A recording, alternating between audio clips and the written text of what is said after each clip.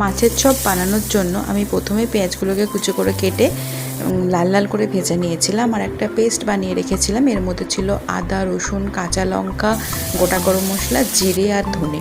পেঁয়াজটা লাল করে ভাজা হয়ে গেলে মশলাটা দিয়ে খুব ভালোভাবে কষিয়ে নেব। এরপর একে একে নুন, হলুদ, কাশ্মীরি লঙ্কা গুঁড়ো, চিনি সব কিছু দিয়ে দেবো পরিমাণ মতো, চাট মশলা, গোলমরিচ গুঁড়ো আর একটু সস দিয়ে খুব ভালোভাবে মশলাটা কষিয়ে নেব। এরপর আমি কিছুটা আলু সেদ্ধ করে রেখেছিলাম, মশলাটা একদম কষে গেলে সেটাও দিয়ে দেবো।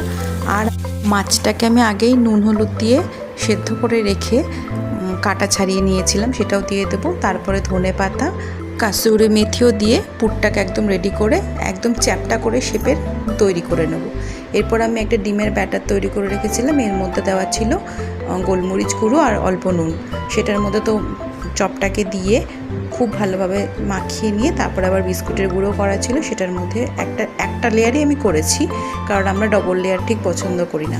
এরপর সবগুলো রেডি হয়ে গেলে তেল গরম করে একে একে এরকম লাল লাল করে ভেজে নেব।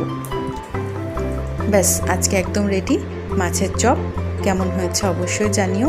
আর এটা সার্ভ করেছিলাম অল্প বিট নুন ছড়িয়ে টমেটো সস, কাসুন্দি আর মেয়োনিজের সাথে।